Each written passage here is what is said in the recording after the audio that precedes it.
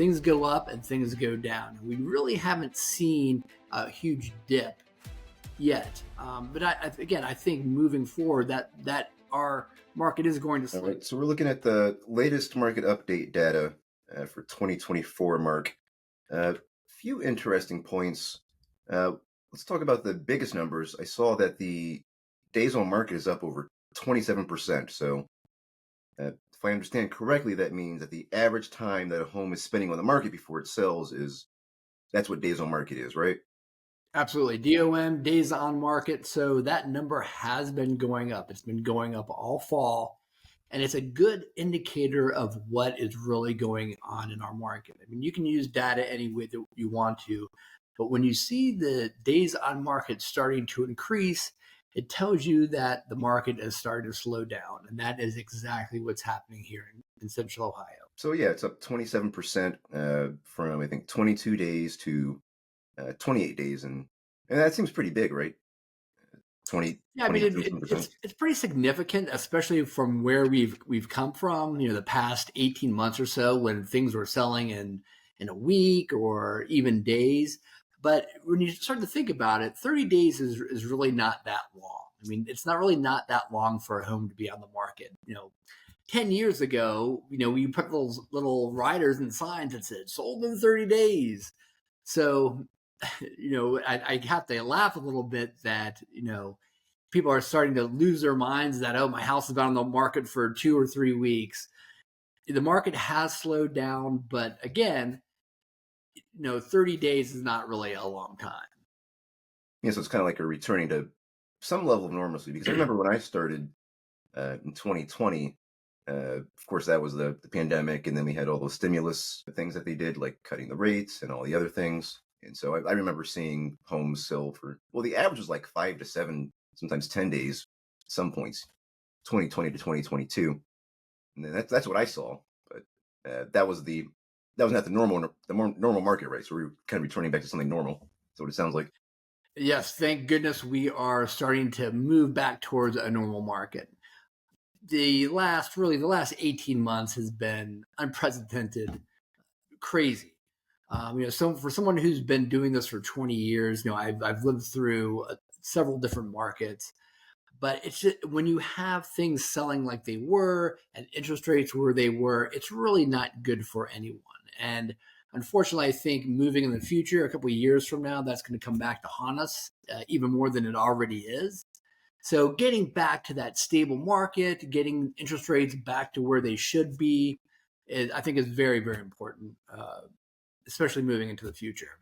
Yeah, well, what they say, there's no such thing as a free lunch, and what comes up must come down. So I mean, if we're going to have a market like that, Absolutely. you have to pay for that eventually. Something's got to give to pay for what happened. Yes. And also, it seems to me like, I think we've talked about this before to some degree, but I was reading this one book by, I think, the CEO of Blackstone, and he was talking about the '08 market, and he was saying that he was telling his employees at Blackstone that because you're growing up and you're entering your job in this market, you're entering at a good time, because this is when you can actually learn. So I think this market we're entering into now, it might be where we separate the boys from the men and the adults from the children. What do you think? Oh yeah, I think you might be right. And speaking of Blackstone, for those of you who don't know, Blackstone is a huge private equity firm out of down on Wall Street.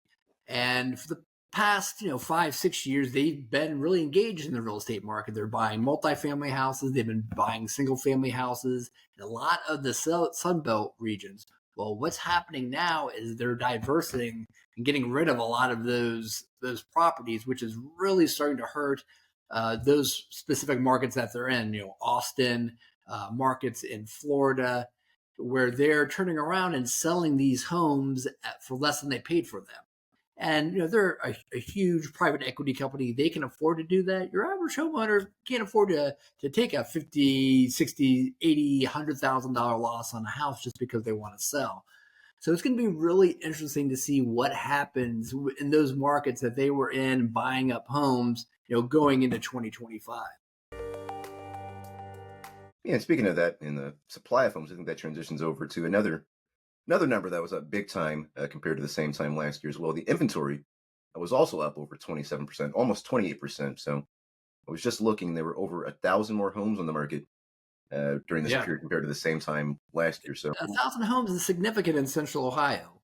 yeah, Again, in a perfect market, we've got about 6 months of inventory. That's the number of houses that are currently on the market. That's one of the ways that we measure it. So, looking at 1,000 more units to sell within Columbus, Ohio, is pretty significant. Last time I looked, I think there were about 5,000 homes for sale. So you bring another 1,000 homes onto the active market. Again, it's good news for buyers. The interesting part about that is this is the time of year when the inventory is at its lowest. I mean, we're between Thanksgiving and New Year's, no one, unless you really need to sell, has their home on the market. But as we turn into January and even into February, it will be very interesting to see how many houses come on the market and what that inventory looks like.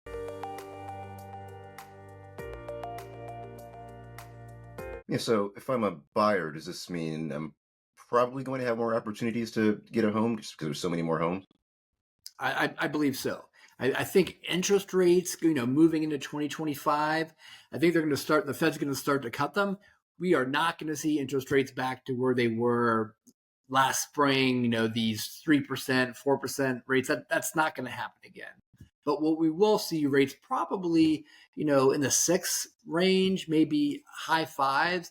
And I think that rates between 5.5 and 6.5, those are pretty good rates. And that's really where interest rates should be on a mortgage, a 30-year mortgage for sure. We saw what happened when rates got too low. Low rates are really not good for anyone. But rates that are in that 5.5 to 6.5% range, I think that's a good place. Yeah, speaking of those rates, I mean, I kind of miss those rates. I wish people could still get those. I A mean, lot of buyers miss those rates. yeah, 3, 4, 5%. So, I mean, if that's the case, and I mean, we've had a lot of conversations about this. These people that have these rates, they're or they can be pretty reluctant to sell their homes. So, the people that are selling these homes, are these the people with those low rates? Are they like what's happening? Who's the people who are selling these homes?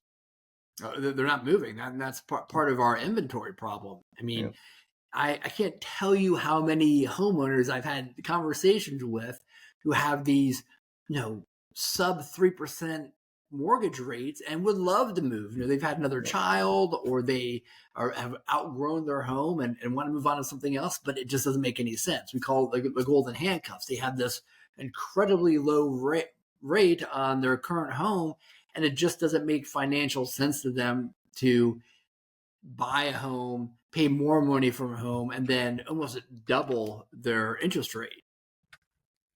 yeah. I think if I remember correctly, I was just playing around with interest rate calculators back when the Fed first cut them, and I was kind of surprised to see how, like, what you would think would be a small number, 1, 2, 3%, 1, 2, 3% difference. You think that might be pretty small, but that can be hundreds of dollars or thousands of dollars that you're saving every month on your mortgage, right? Absolutely. I mean, if quick math, it's about 11 to 12% of the total value of the property per percentage of interest rates. So think about that. If you've got a mortgage, let's say at 3.5%, and you're currently looking now for a property and the rates are now like 7%, I mean, you're looking at potentially like a 35 to 40% higher range. I mean, those are big numbers. So 35 to 40%. What do you mean by that? The 35 to 40% more in terms of your cost on a monthly basis. No, yeah, I mean, because you're talking about a couple $100 a month or $1,000 a month. It's another car Yeah, payment or another car payment or a yeah, lot of things you can do with that. absolutely. A lot less savings, or it can take a And good so chunk out of your income.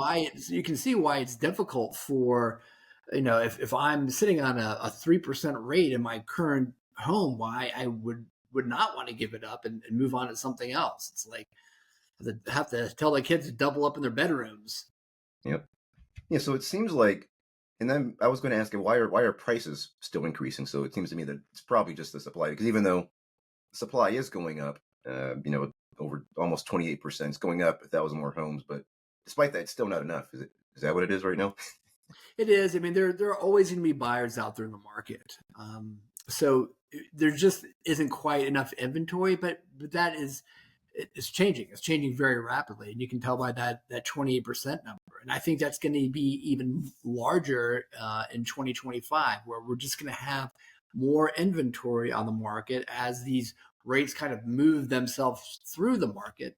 Obviously, we Columbus is a huge relocation city. So you've got people who have to move, who are constantly moving in and out of the city. So as that continues to happen and as these really lower rates continue, like I said, to move through the market, come back, that inventory comes back on the market, I really see things evening.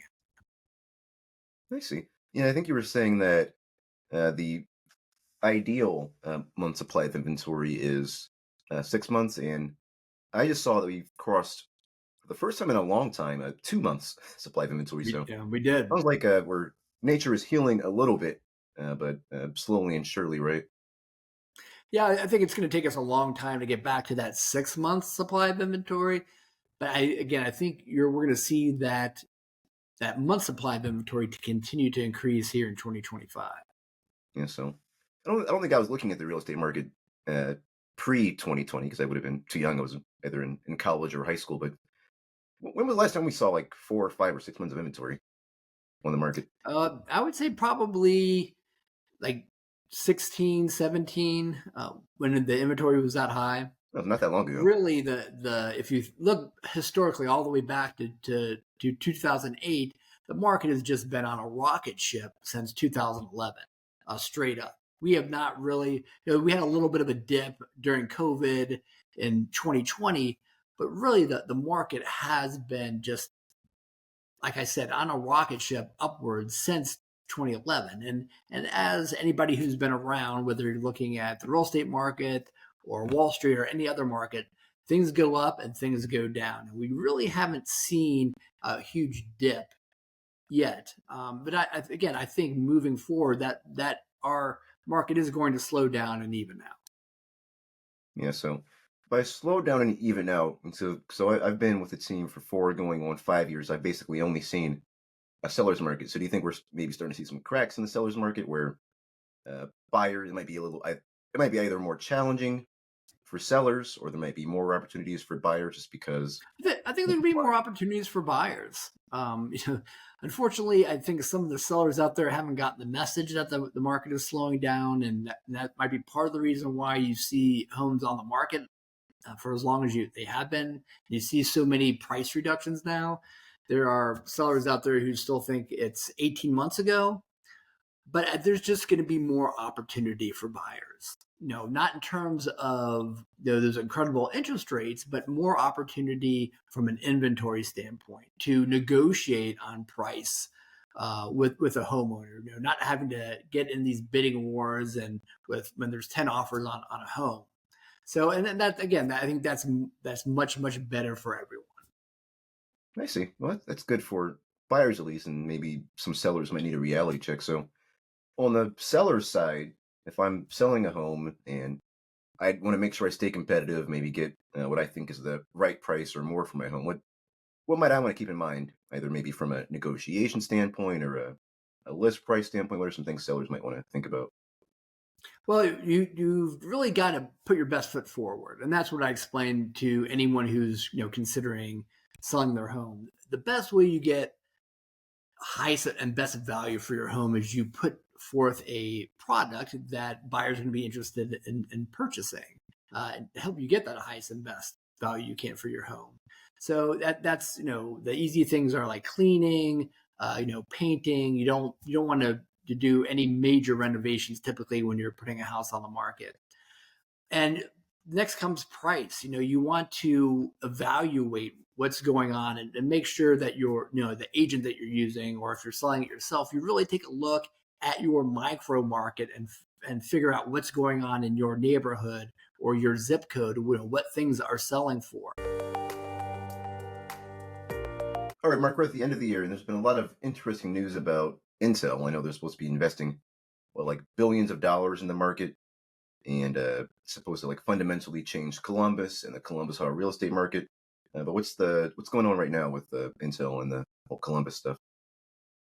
Well, they are building these chip factories out in the Johnstown area. That's for sure. I mean, if you drive out that direction, it is just enormous. You've got like 10 cranes building these huge chip factories. So it is going to happen. I know there's been some speculation recently in the news about, especially with what's going on with Intel and their stock price dropping as much as it has, and their CEO retiring from his position. But these chip plants in Columbus are going to happen. They're already being built. The money has already been given to them or given to Intel by the government through this chips plan that Biden have. Actually, I think last week he just finalized that. So I think he just finalized like the last $7 or $8 billion going to Intel. So the plants are definitely going to happen. Now, what happens to Intel as a company, I'm not quite sure, and what they decide to do with these plants. But the plants are being built. That is for sure. Well, that's good. Good for Columbus. How is that affecting the real estate market here so far? Like, what can we see right now? Well, there was a lot of excitement, obviously, once this got announced, but they're behind. They're way behind schedule. These plants were supposed to open up, I think, in 25.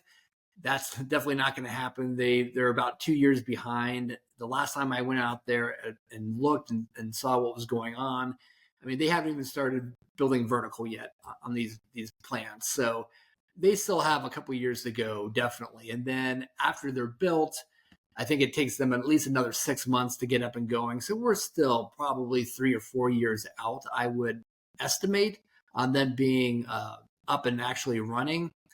But they are projecting, it's going to bring a lot of jobs into Columbus, not only construction jobs, but jobs at those factories. So again, I think right now it's a little bit of an unknown. There's a lot of excitement, like I said initially, and people were talking about how how the value of real estate was going to go through the roof, and it still may, but again, we're still a couple of years away.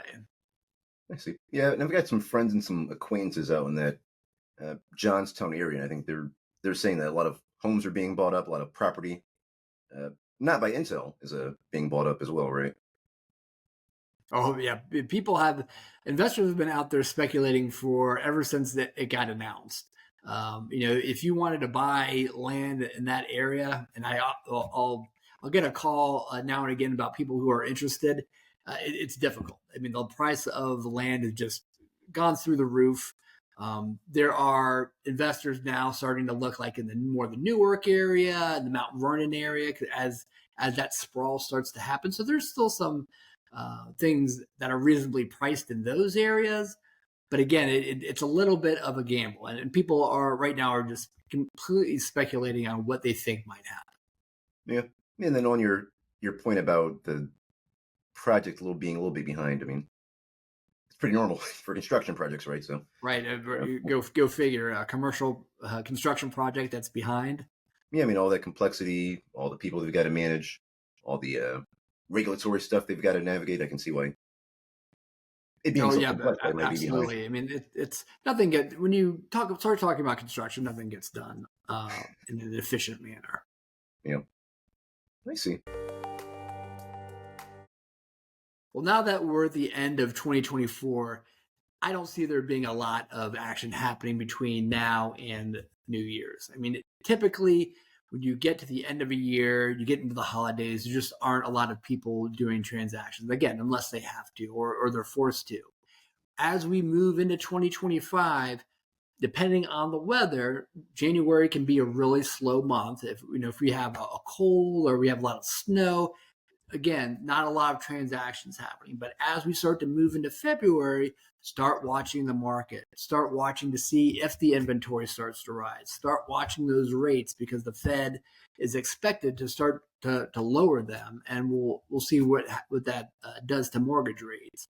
So again, 2025, I think, could be a good opportunity in terms of there being more inventory for buyers and there maybe the rates being a little bit lower. All right. Well, I mean, I'm pretty excited because I'm more on the buyer side than the seller side. So I think I'm pretty excited for what is potentially on the map for 2025. So someone's a buyer or seller and they need some expert help. Where do you think they should go? Well, we're always here to help. Absolutely. Whether you're buying or selling a property, give us a call. Especially this time of year, I'm going out on a lot of listing appointments, helping people actually get prepared to sell in the springtime.